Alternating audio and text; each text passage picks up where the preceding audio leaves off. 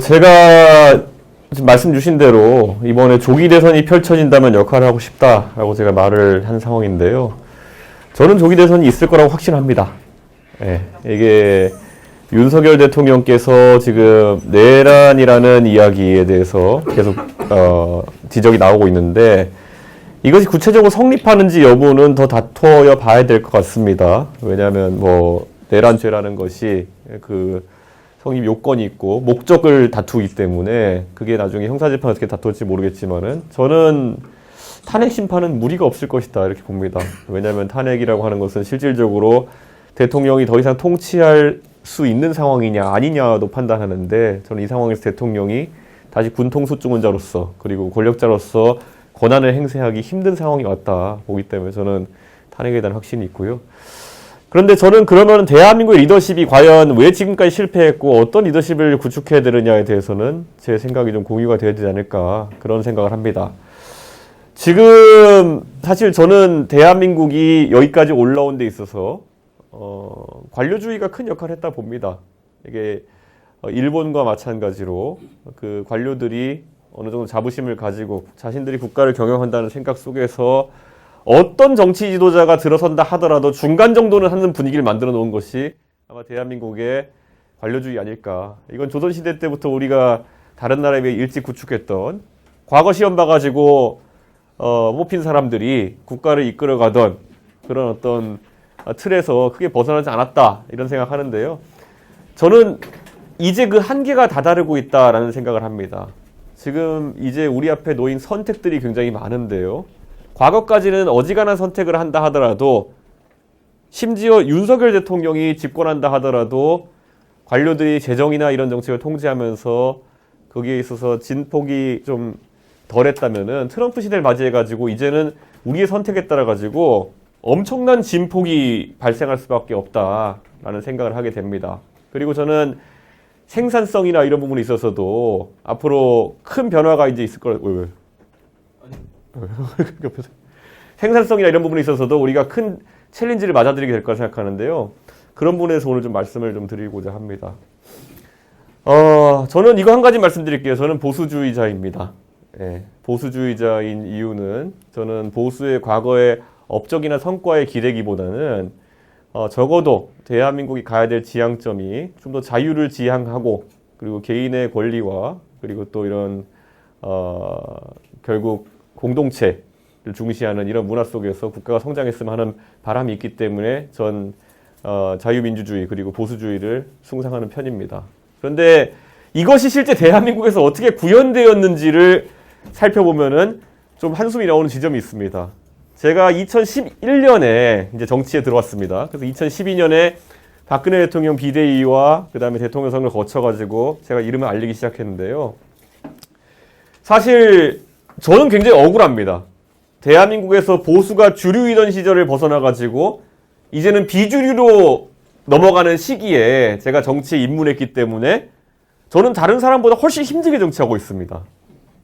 다른 사람들은 영입돼가지고 비례대표부터 한번 받고 이제 시작해서 의원 바로 되고 이렇게 해서 지금 제가 정치 입문한 지 14년 가까이 돼가는데 제가 만약에 비슷하게 민주당으로 영입됐으면 벌써 한 4선 의원쯤 됐을 겁니다.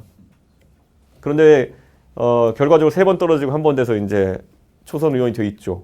그리고 이 과정에서 조롱도 많이 받았죠. 너는 도대체 얼마나 한심한 인간이길래 선거를 3번 지고 4번째 되느냐. 그런데 단언코 말씀드릴 수 있는 거는요. 지금 보수는 장기 하락기에 들어가 있는 겁니다. 지금 보수의 세라고 하는 것은 단조 감소세에 들어인 지 오래됐다. 그게 2011년부터 사실 계속되어 온 것이다. 이거를 부정할 수는 없는 겁니다. 그래서 그 중간중간마다 보수가 굉장히 편법적인 방법들 또는 부스터 같은 방법들을 써가지고 겨우겨우 집권에 한 번씩 성공하는 겁니다. 잘 보시면 2012년 총선을 뒤로 단 한 번도 총선을 이기지 못했습니다. 보수가. 그럼 왜 그렇겠습니까? 후보가 다수 출마하고 결국 그 세를 겨루는 총선이 있어가지고는 절대 보수가 이길 수 없는 상황이 전개되고 있다. 그걸 받아들여야 되는 겁니다. 16년에 지고 20년에 지고 24년에 지고 그리고 지는 폭도 갈수록 커지고 있는 겁니다. 123석 하다 이제 108석까지 내려온 거거든요. 보수가. 그 전에 박근혜 대통령이 비대위원장 하면서 19대 총선 치렀을 땐 152석이었습니다. 이 단조 감소세를 받아들이지 못하고 과거의 간성 속에서 계속 보수가 살고 있기 때문에 해법이 안 나오는 겁니다. 2016년 20년 선거와 똑같았습니다. 구호가. 뭉치면 이긴다. 싸우지 마라. 뭉치면 무조건 이기는데 싸워서 진다. 누구 때문에? 유승민이 때문에, 이준석이 때문에. 너무 편한 논리 회로로 그냥 그렇게 한 다음에 4년 동안 혁신하기보다는 배신자 한 명 만들어가지고 4년 동안 그냥 두들겨 패다가 나중에 가가지고 때가 됐는데 준비가 안 됐네? 그러면은 그때 머리 굴리는데 잘 안 되는 겁니다. 그나마 대선은 해보기가 괜찮은 선거겠죠. 왜냐? 사람이 사실상 1대1로 붙게 되면은 언론이 총동원돼가지고 1대1 구도를 강화해서 그 사람에 대해 가지고 뭐 악마화할 수도 있고 그런 방식으로 대선을 이기는 전략은 구사할 수 있겠죠. 몇 명 신선한 인물 영입해가지고 언론에 빵빵 때리면은 그런 효과가 날 수 있겠죠. 하지만 본질적으로 체질에 해당하는 지역별로 구축된 세와 그리고 정치적 지형을 반영하는 총선에서는 그냥 몰패해가면서 계속 쓰러져가고 있는 겁니다. 근데 이걸 받아들이지 않고 아마 2028년도에도 지금 이대로 놔두면은 보수는 뭉쳐라. 뭉치면 이긴다. 지난번에 졌던 건 안 뭉쳐서 그렇다. 지난번에 왜 안 뭉쳤냐? 배신자가 있기 때문이다. 이 논리 그대로 가져갈 겁니다. 그런데 이게 통하겠냐는 말이죠. 좀 보았을 때는. 그래서 저는 이 부분에 대해서 아주 현실적인 대안들이 필요하다라는 생각을 하고 있습니다. 자, 기본적으로 제가 90년대로 돌아가 보면요. 제가 그때 어릴 때 상계동에 살던 초등학생일 때 저는 정치를 알 수가 없었죠. 하지만 그래도 TK 출신이신 저희 아버지가 화이트 칼라가 보수를 찍어야 된다라는 얘기를 할 때 그 논리를 어렴풋이 기억합니다. 또는 아버지 친구들이나 아니면 동네에 갔을 때 그냥 어른들이 주워 섬기던 얘기들 다 생각납니다. 첫째, 그때 90년대에는 그래, 김대중 씨가 대통령 되면은 나라 팔아먹는다. 경제 폭망한다. 그리고 교육 다 말아먹는다.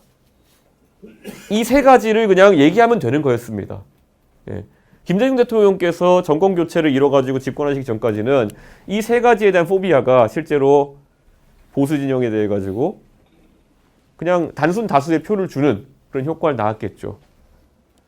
그래가지고 거기서 DJ 대통령이 이제 DJP라는 그런 연합을 해보고 또 거기에 마침 또 이인재 국민신당이 출연하면서 정권 교체 된 뒤로부터는 이제 포비아에 있던 것을 실제로 경험해보기 시작했는데 포비아에 있던 것보다는 실제가 덜한 겁니다. 그러니까 보수가 양치기 소년같이 되어버린 거죠.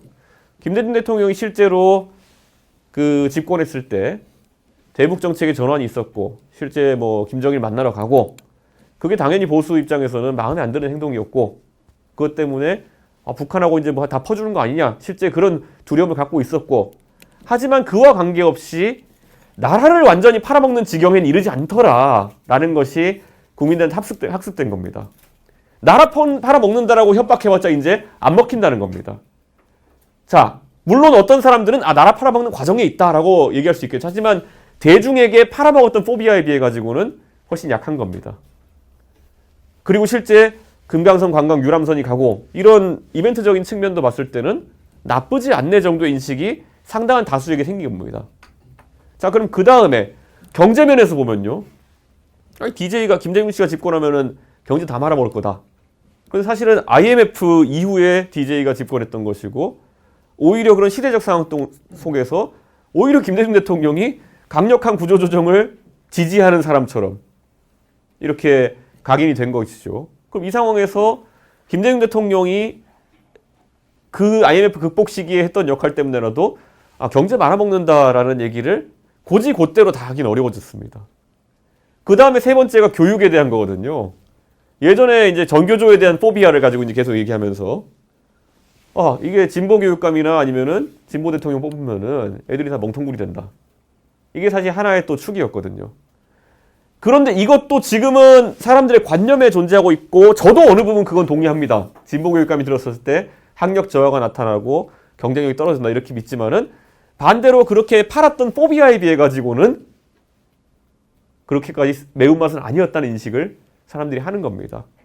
실제로 그래서요. 지금 정치보다 더 진보 세력이 강하게 치고 들어온 분야가 교육입니다. 지난 지방선거 때 국민의힘이 2022년도에 웬만한 광역단체장은 압승했거든요. 근데 교육감은 또 많이 뺏겼습니다.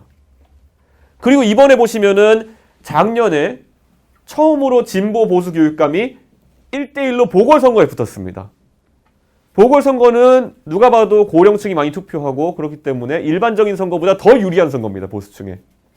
그런데도 불구하고 단일 후보로 붙었는데 보궐선거에서 서울교육감에서 보수가 깨졌다는 거는 끝난 겁니다. 그거는. 그 전까지는 교육감 선거도 어땠습니까? 그때 핑계 항상 똑같았죠. 보수가 분열해서 졌다. 교육감 후보가 맨날 박선영과 왜 조전혁이 따로 나와가지고 분열해서 지느냐. 분열만 안 하면 이긴다. 이번에 깔끔하게 합쳐서 깔끔하게 졌잖아요. 그 중심에 무엇이 있는지를 빨리 깨달아야 되는데 지금도 보면 탄핵 국면에서 똑같은 일이 반복되고 있는 것이겠죠. 예. 지금도 오직 막아야 될 거는 과거 김대중 포비아보다 약한 이재명 포비아에 근거해가지고 합치면 이긴다, 뭉치면 이긴다. 지고 나서도 아마 그런 얘기 하겠죠. 진다면은. 지고 나서도 갈라져서 졌다 뭐 이런 얘기 하겠죠. 그런데 이건 냉정하게 판단해야 될 문제입니다. 이거는.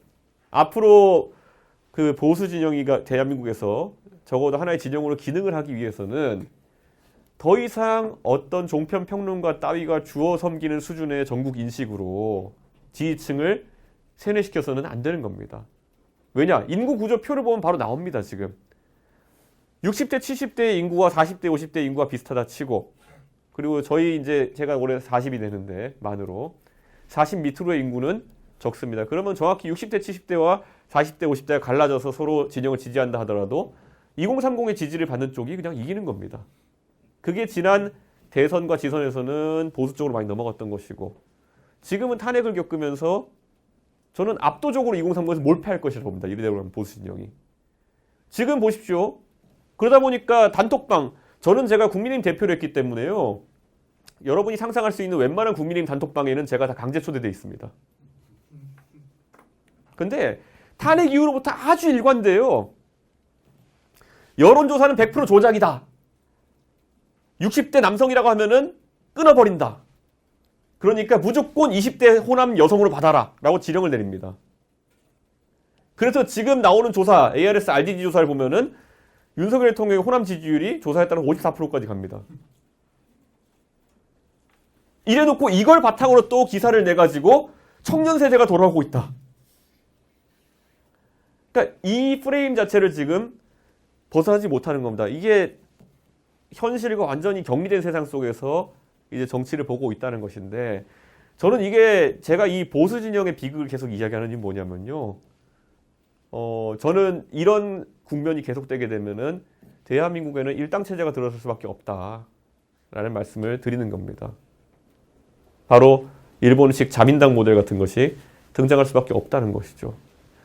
지금 보수 정당의 구조적인 문제를 말씀드리면 아까 제가 대선이나 이런 선거에서는 오만 힘을 다 끌어모아가지고 언론의 서포트까지 받아가지고 지난번 0.73%로 이기고 차이로 이기고 이런 일이 발생할 수 있다는 거죠. 자 그럼 대선을 이긴다고 했을 때 보통 보수 진영이 대선을 어떻게 이기느냐?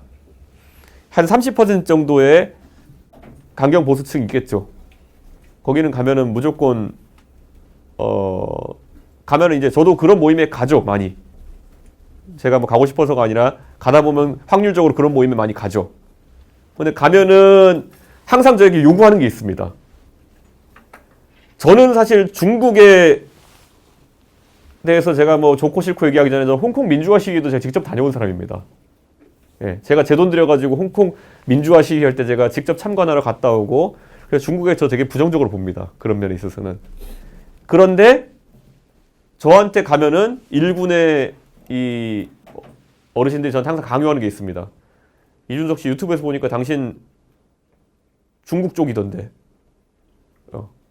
중국 싫어해? 안 해? 이런 걸 강제합니다.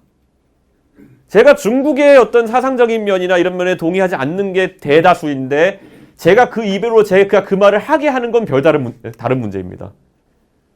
저는 안티 차이나입니다라고 얘기하고 다니는 거는 별개의 문제입니다. 제가 정치를 하는 사람으로서 제가 그걸 해야 되느냐, 그걸 하는 것이 대한민국의 국익에 부합하느냐는 다른 문제입니다.